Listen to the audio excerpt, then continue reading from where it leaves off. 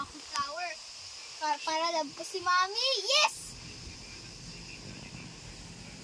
Okay, excited na ako para love ko na si Mami para bigyan ko siya. Kaya magwo-wedding siya kay Daddy. Kaya pero guys, mag-like and subscribe dito ha. Kaya papanoorin itong story sa akin. Yung isang barangay bata, marunong magbubuhay ng flower. Okay, let's start. Okay, muna. Buhay na yung flower! Bigyan ko kay Mami. Sige. Love you. Wow, thank you. You're welcome po.